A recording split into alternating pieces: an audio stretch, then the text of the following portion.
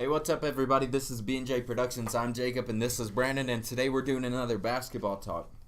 Today we're doing three pretty good teams in the Philadelphia 76ers, New Orleans Pelicans, and the Oklahoma City Thunder. First off, we got the 76ers. At point guard, we got Ben Simmons, two-time Rookie of the Year, really good player. Maybe three times this year, but no. No, definitely a really good player. Probably will make his first All-Star game this year. Shooting guard J.J. Redick, a good good old player who's always been really good at the three-point line and has played really good in the preseason and a lot of good games there. Small forward, you got Robert Covington, a good young guy there, one of my favorite players on the Sixers here. Power forward, foreign big man, and Dario Saric, a good solid player there. And at center, Joel Embiid, one of the best centers in the game. Some key bench players. You got Markelle Fultz, who worked on his jump shot this past offseason and has gotten it really pretty well, other than the way he's been playing, and kind of had an off year last year, got hurt, number one pick last year, but he was hurt, so he didn't get to play as much, and maybe he'll win Rookie of the Year, but I'm just kidding. Shooting guard, there's shooting guard Zaire Smith, who's hurt right now, but a good player out of Texas Tech. Got traded late in the first round a little bit for one of the, I don't even remember his name. Mikal Bridges. Yeah, Mikal Bridges, one of the Bridges brothers, but got traded for him and is now on the 76ers, and he's a good defensive player, one of the best defensive players in that draft. I like him a lot. And there's TJ McConnell, a young point guard who's another great player on the 76ers, big man, and Amir Johnson. And then there's Wilson Chandler, who they traded for this offseason, who's a pretty solid small forward there. Brandon, what do you think of this Sixers team? I think this is one of the best teams in the East this year. Mm-hmm. I really like the way Ben Simmons plays. I like how they made him a facilitator, basically. They run the offense through him. I think that's a smart move. Yeah. I'd like to see Markelle Fultz sneak up there into the starting spot and get some starts this year, maybe over JJ or Robert Covington. Yeah. Somewhere in there. I'd like to see him step up and prove that he's worth that number one pick this year. But I think this is a top three team in the East, maybe even number one if they play at their best. Yeah, I love the Sixers. I think they're easily a top three team. I think they have a chance to slip down from 1 to 4, any of those positions, but I think they have a chance, maybe even make into the NBA Finals. But they got to get past the Celtics and the Raptors and the Bucks and teams like that. But they're a really good team, and I think they're going to a lot of bright things. Joel Embiid and Ben Simmons are only getting better, and they can only get better along with Markelle and Zaire Smith. But I don't think it's going to be a step down. I think they're only going up from here.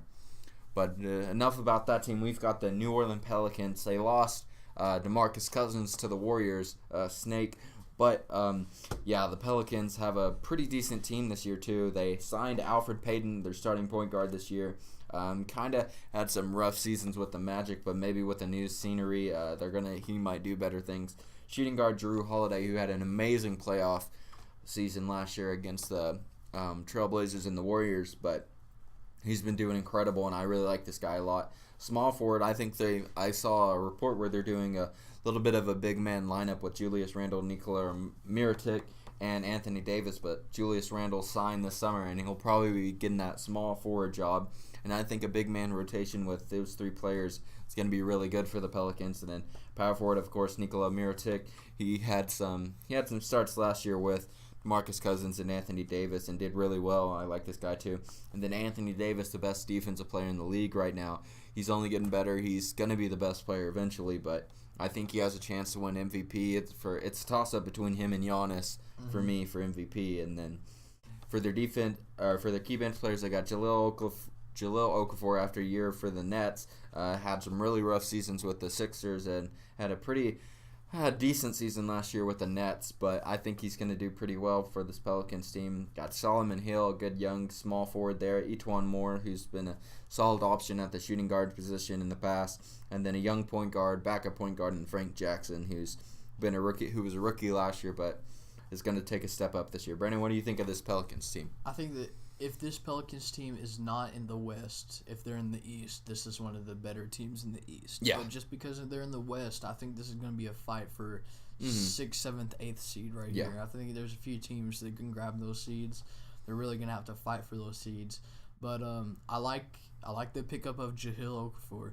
I think that him playing behind Anthony Davis is the best thing he can do right now. Yeah, I think so too. Learning from Anthony will be really great for him. I think this team has the potential to step it up and really maybe upset a good 3-4 seed in the playoffs. Yeah, like they did last year. They swept the 3-seed Portland Trailblazers, a team that people were surprised got up there, and then the Pelicans kind of humbled them and just, boom, beat them right there.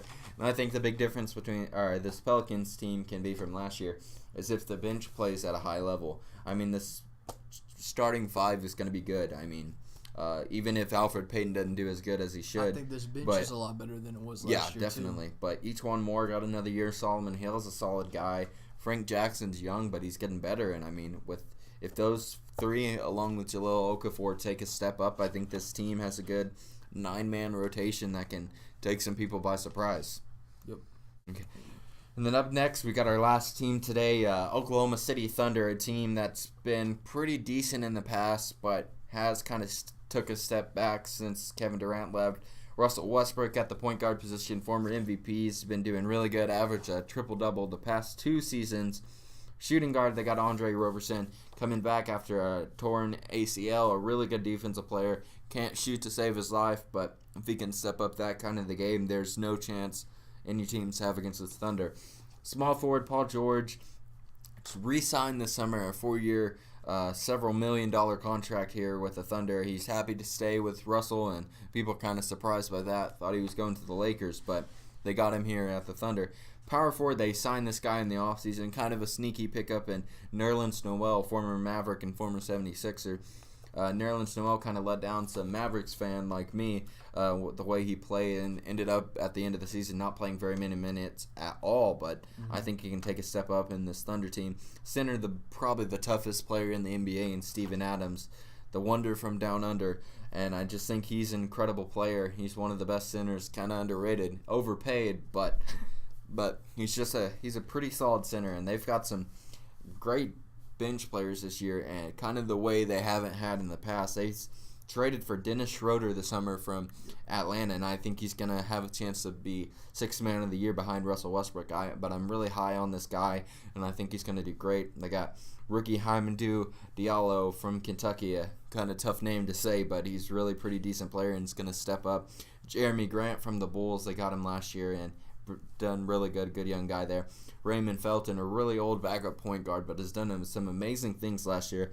Saw him play in person and kind of took over the court when he was on the court, but he was pretty good. And then they got Patrick Patterson, a guy who kind of let him down last year, but still a solid player. I think he can only get better from here. What do you think of this Thunder team, Brennan? I think that this Thunder team is one of the weirdest teams in the NBA right now because I almost want to say how ball-dominant Paul George plays and how ball-dominant Russell Westbrook plays, I almost want to say this team is better if they're not on the court at the same time. I think this team, if they were crazy enough to put Paul George on a second unit, they could have 2 units that are just as good as each other, and it's like they never have to take out their first unit. Yeah.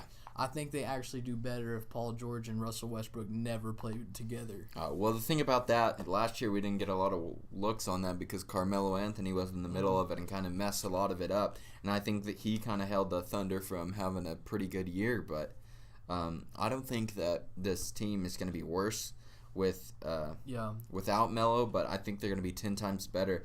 Paul George, there's a reason he signed again with the Thunder. It's because he loves Westbrook, and I think they work together well. I got to say that a lot of that last year of them not working well together was because of Melo, and I think Melo is just a toxic player on the team. What I want to say is I don't want either of them to step down their game. I don't want Russell to have to step down his game, and I don't want to have Paul to step down his game. And they're both ball-dominant players, so it's really – and I hate that Andre Roberson is there as shooting guard because what Russell really needs is somebody who can shoot as shooting guard. Mm-hmm. So I think they can easily plug in Dennis Schroeder at shooting guard, but Andre Roberson sneaks in that defensive playmaking ability that it's hard for him not to start. It's just hard to get a read for this team for how good they're going to be. This is definitely – could be one of the best, could be one of the worst teams. Yeah. I think if everything goes to plan like they should, Nerlens Noel plays like he did in college, and Andre Roberson plays with that defense ability he can, and Westbrook and Paul George both send their playmaking ability without stepping down at all. And just Dennis Schroeder being the best he was at Atlanta, which isn't a lot, but still, I think this team has a chance for a top 1, 2, or 3 seed. I mean, it's kind of a risky pick, hot take here, but I think the Thunder can be good. I don't think they can make it into the NBA Finals yet because the Warriors and the Rockets, but the Warriors are going to kind of break down a little bit in a couple years with Kevin Durant's probably going to leave for one of the Knicks or the Lakers or something like that, or the Clippers, and I think the Klay Thompson is going to maybe leave too, but who knows here, and just a lot of questions for this Thunder team, and I think it's really exciting to see what's going to happen with them. One of the most exciting teams this year. Yeah, most definitely.